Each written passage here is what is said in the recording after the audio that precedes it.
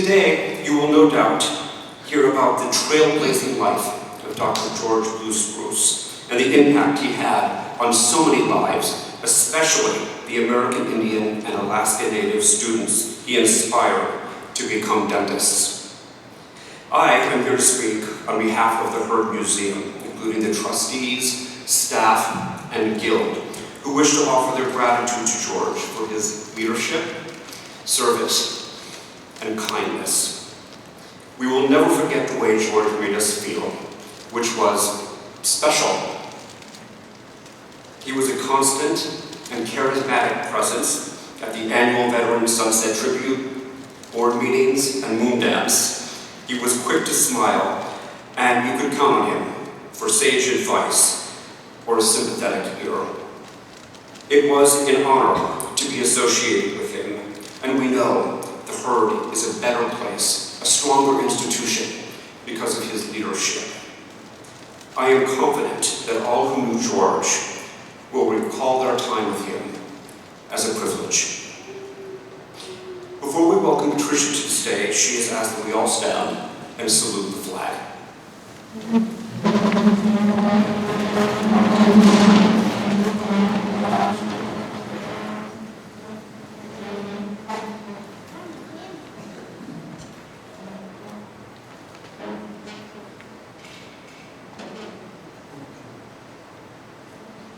I pledge allegiance to the flag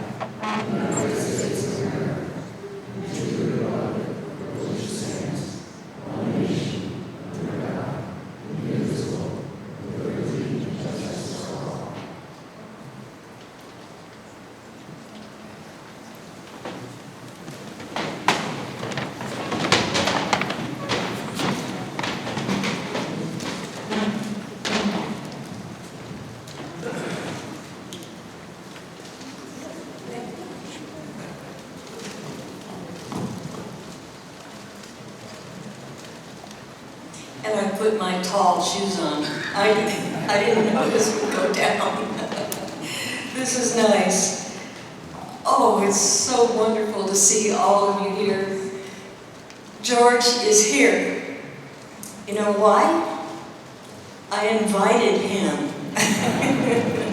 I said, I know you'll be there. He and I have little conversations every night. And if I have anything that is upsetting me or bothering me or a decision I have to make or something like that, then I talk to George, and somehow I know what he would do. It's like I was with him long enough to know what he would do, and I know what he would say. And so then my mind is at ease and I go right on to sleep, because whatever the problem was has been handled. And I always appreciated the fact of I spent the last 30 years as George's wife, and it just was exciting every day. Everybody says, have an exciting life. I've had an exciting life, especially the last 30 years have been an exciting life. On the way in the door, you probably, I was trying to draw your attention to his little baby shoes and the little shirt that his mother bought for him, and then either his aunt or grandmother, I'm not sure which, sewed the little pink shirt for him. And it just looks so fresh, it could be worn today. It's just well made, very well made. But the little shoes, that says a lot about George. I always heard anyone who worked with George, especially his teachers when he was young, said, and his mother said to me, George always worked hard. But he also played just as hard. So when you see those little baby shoes, you see, yeah, George played just as hard. If he was working on something, he gave it everything he had. And if he was playing something, he gave it all he had. And when he and I met, it was on the tennis court. And believe me, George was a championship tennis player. And I never did beat him. We played a few times against each other, but he was that good. I wasn't bad, but I wasn't nearly as good as he was. So he won every single match we ever played. But I'd like to get started on our program because we have so many people here and many of you have stories that you might like to tell, but we're going to have, because we have so many, we'll have to cut our stories right to the point. If you have one to tell, just get right to the point so that we can move on. And we'll have someone come around with a portable microphone to each table. And so you'll have a chance, each one of you will have a chance. You don't have to, but if you want to tell something, you're going to have the opportunity today. So we're glad to see all of you here. I would like especially to thank my daughters, Rachel and Sasha, who have been helping me to pull this together. And Sasha's husband, Gary, has been a tremendous help because he was the only man in the group that was helping us. And that's a situation that my dad was always in, because although he was a football coach and a coach of many other sports, he had 5 daughters. And so all of his team players were his sons. And he treated them like they were his own sons. But he had 5 daughters. So what was he going to do with us? He was one member of the family, and there were 6 girls, my mom included, around him 24/7. So we had to do something, and he decided that tennis was the game that we could all play on the weekends. We could all play that. And so that ended up being our family sport. And so over the years, we played in high school, we played in junior high, we played in Indian tournaments. They still have, by the way, any of you who play, there's a national American Indian tournament held every year in a different state, usually every year. And it's always been on Memorial Day weekend. So if you're a tennis player, you look in the Google it or something on the internet, and you'll find the NAITA, North American Indian Tennis Association. And George was one of the founding fathers of that association. And my father was one of the founding fathers of that organization too. So they've known each other. My family and George have known each other longer than even I knew him. I didn't lay eyes on him until the 1970s. And when I did lay eyes on him, I went, I didn't say anything. I was up in the bleachers and I said, whoever has that man is one lucky lady. He was the most handsome man I'd ever seen in my life. And he was Indian, because we were at an Indian tournament. And he would say, and some of you have heard him say about me, that he'll say all kinds of things, and then the last thing he'll say, and she's Indian. I got lucky on that point, because I had nothing to do with that. But my parents, my mother was a full-blood, 1/2 Cherokee, 1/2 Quapaw. The other, my dad was 1/2 Yuchi. And so that pretty much makes me about 3/4. And so it's been wonderful, because George and I didn't have to explain a lot of things to each other. We were both Indians, and we knew kind of, how Indians would think and how Indians would do. And then I learned a lot from him. He learned a lot from me about our different tribes. So a lot of you don't know this, but there are over 574 different federally recognized tribes in the United States. A lot of people don't know that. And so I'll be telling you about that in a minute. But right now, I want to explain the things that you're going to find on your table and why they're there. I want to thank David, first of all. David, we so appreciate the use of this room. David made it so that the Herd Museum because of George's service to the Hurt Museum over the years and being a lifetime board member, that he gave us our facility at no cost.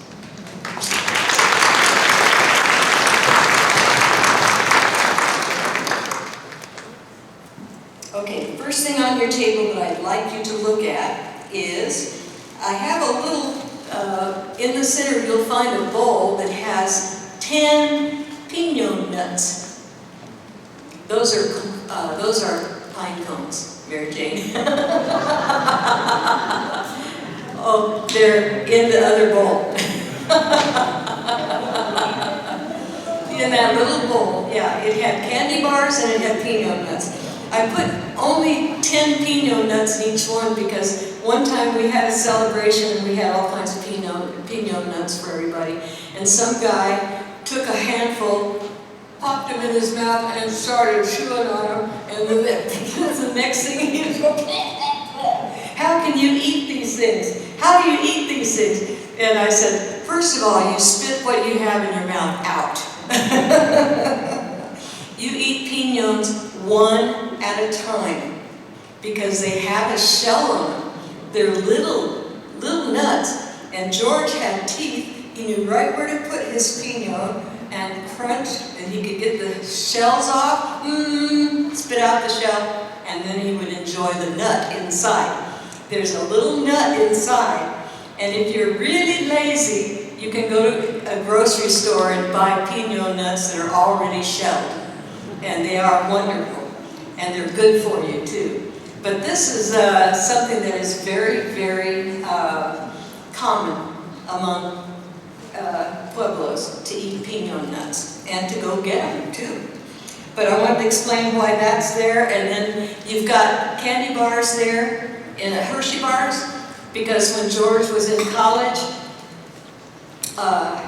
he was the only Indian on the whole campus at Creighton.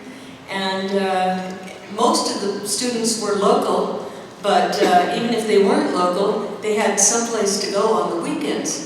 And so once the end of the day came on Friday, everybody disappeared. And George is sitting in his dorm room all by himself with nobody to talk to, and he didn't know what to really do with himself. It was very lonely for him. And so what he ended up doing is he entertained himself all through college by running downtown to watch a movie, and that's why you have movie popcorn, because he would buy a popcorn, a Hershey bar, and a Coke. And look on the back of your program, you'll see how much the movie ticket was. It's on the back. How much was a movie ticket?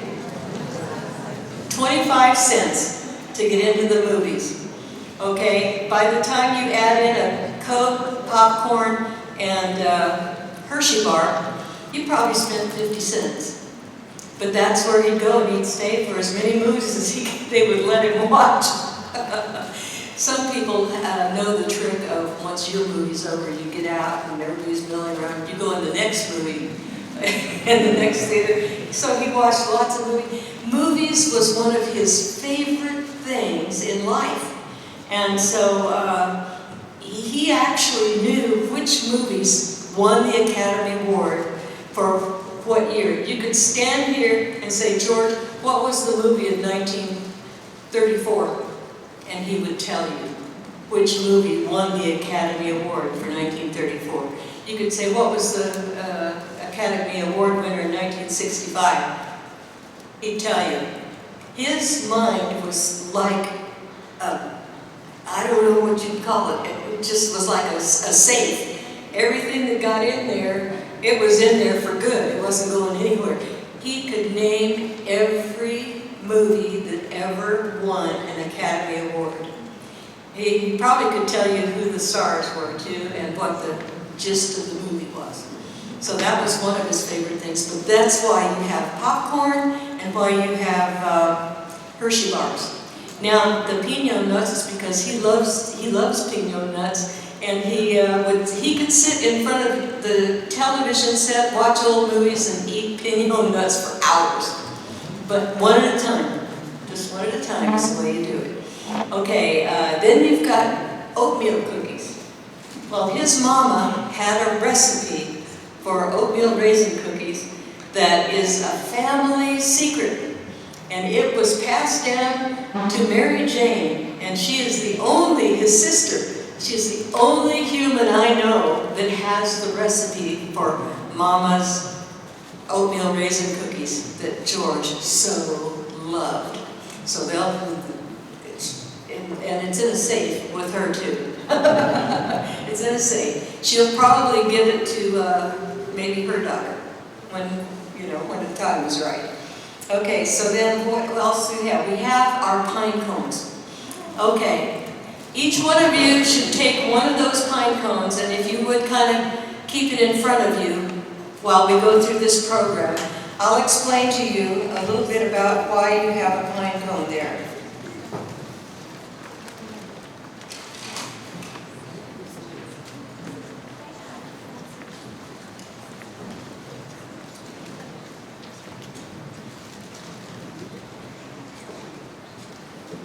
Okay, the pine cones. Take your pine cone. It's a keepsake that you can take home with you. And hold it while I explain its significance. If you could guess, how many trees are inside every pine cone? How many trees do you think one pine cone could produce? Depending on the species of the tree, you can get up to 150 pine trees out of one pine cone. All right, I'm saying blue spruces are evergreens. They can stand up in extreme heat, and they're still alive, they're evergreen. And if there's a terrible, terrible, fierce blizzard in the wintertime, the evergreen trees are still going to be green. They stand up against the wind, the sun, the rain, the snow, tornadoes. They stand up. They are strong. And so George, by the grace of God, got a family name that is so significant. And I think that he took his family name seriously enough to where he tried to emulate what an evergreen blue spruce tree really stands for. You are the most important people in George's life. His message to you, as you've seen on the films already, is thanks for the memories. And he told me what to say.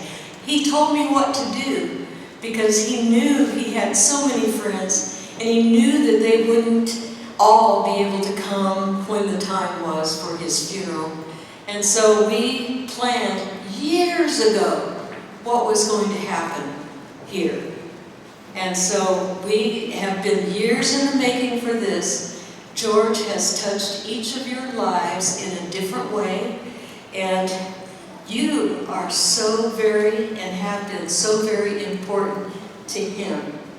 If you ever talk to him, he probably said to you, when you see his tombstone, you'll see a certain year, 1931, which was the year he was born, and then you'll see a dash, and then you'll see the year that he would pass away, 2025. He says, the numbers are not important. What's important on his tombstone is the dash. That's the most important, is the dash. And so each of you is a part of that dash on the tombstone for George. And he knew that, and he wanted his dash to mean something. And he's been that way since he was a child. He was very intelligent, probably a genius. I don't know that he's ever been tested for that, but he was probably a genius, whatever that score is for IQ. And of course, all of his family were extremely, extremely intelligent. Memories that are so good, they can remember details that most of us will forget pretty quick. And when it comes test time, George used to say in college, he would stay up and he would be still studying, when everybody else has gone to bed. But the difference between George and me is he would remember what he studied the night before the test. I would be kind of half asleep during the test. So,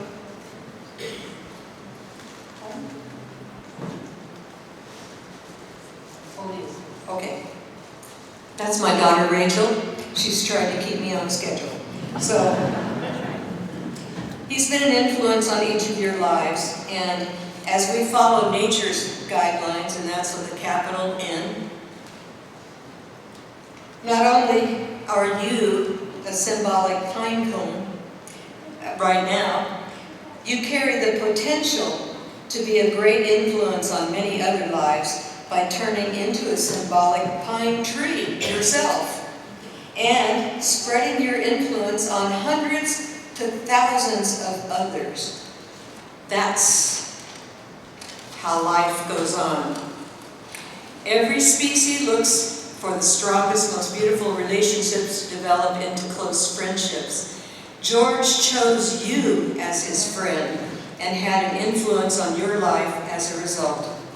George wants you to leave this celebration with a purpose. Keep your pine cone as a reminder to spread your influence for good purposes, for your family, your friends, and your acquaintances. Don't expect quick returns or each seed to fall upon fertile land. Blue spruces can live up to 100 years, and other evergreens can live up to 200 years. We all must have the faith of a farmer, that all the right conditions help these seeds of goodness to grow. What many of you may not know is that the significance of the pine cone has been around for literally thousands of years. You will find pine cones inside of the Egyptian pyramids. They had a significance. You will find a statue of a pine cone inside the Vatican, in Vatican City, inside the church. Why?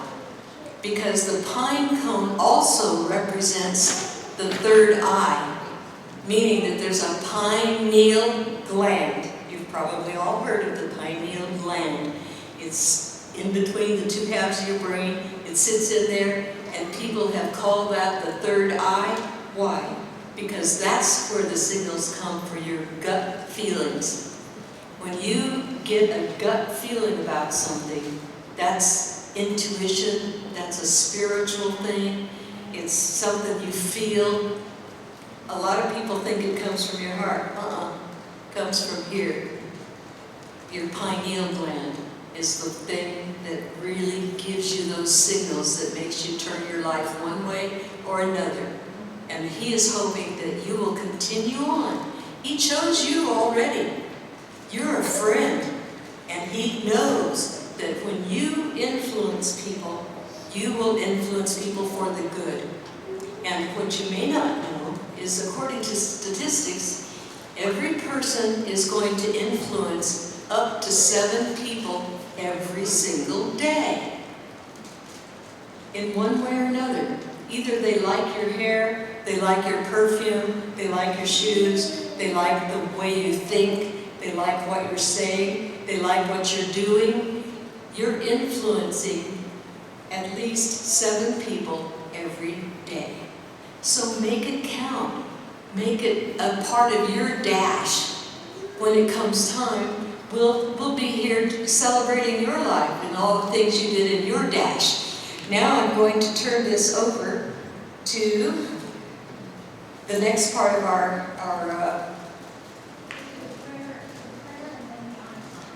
okay, next we're going to have a prayer, an honor song, and then an opening prayer by George's sister. But the prayer and honor song is going to be on the film, so you can watch that right now. Okay. Yes.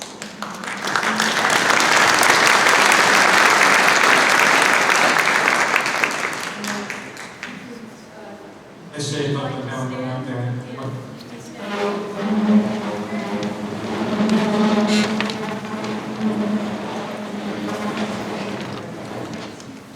Salve for that song. O ayaw ko, dahil ito na si Mama Sabi. Ang sakit pa, big super. Ang ulo, ang hama na ito. Good day, everyone. My name is Dory Salabuti. My plants are tansy mustard wheat, born in the Badger clan, and raised in the adopted in the Parrot clan. And I come from the Pueblo of Zulu in New Mexico. AT Steel University and the National Center for American and Health Professionals proudly present and honor Dr. George Spruce Day, June 22nd. In honor of Dr. George Spruce, I would like to say a prayer in my language for all that he's provided for us.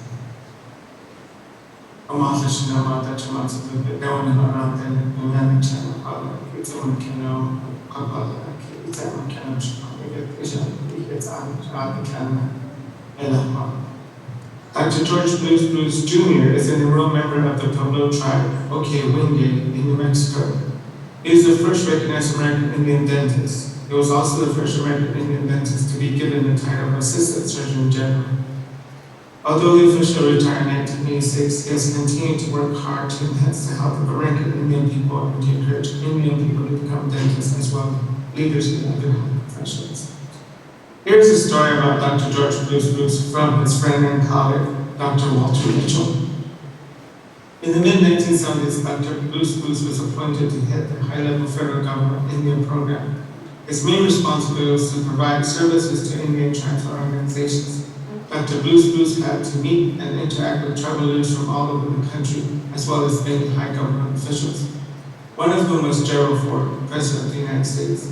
Dr. Spruce is a man who lives by strict rules. He told his secretary, "Never interrupt me when I'm meeting with tribal leaders. It will be disrespectful to everyone if interrupted." One day, Dr. Spruce had an important meeting with leaders from almost every tribe in the country. He told his secretary, "Do not interrupt this meeting." When it came time for the meeting break, Dr. Spruce went back to his office and looked over his messages. There on the little sticky card was the message to call Gerald Ford, President of the United States. "Why did you come into the meeting to let me know the President was on the line?" he angrily asked the secretary. The secretary replied, "You told me not to interrupt you when you're meeting with tribal leaders, so I didn't interrupt you." Dr. Spruce called Mr. Ford and apologized for not taking his call. The President said, "That's okay, but if your secretary decides to leave her job there, tell her I'd like to hire her. We need people to take their responsibilities seriously." Sema Wanlewe, Ella Kwan, Toyota Kochi, Lewan Aldatu. Well, this is it. Thank you for joining us. May all of you always be happy throughout the days of your life. We start the dance. You may have a seat, but it is an honor song dance for Dr. Spruce.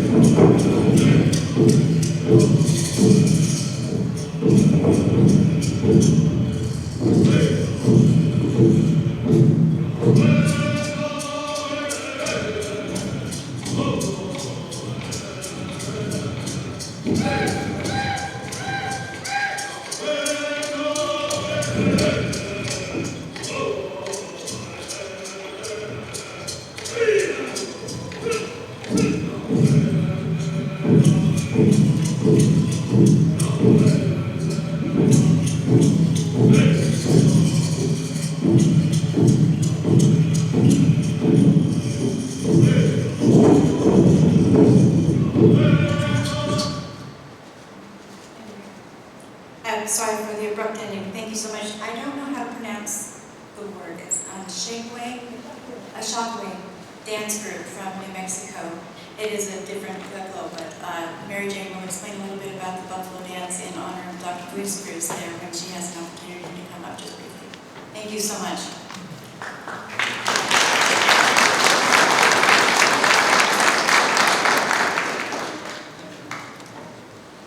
Mary Jane Spruce for you, ladies and gentlemen. I'm the accident.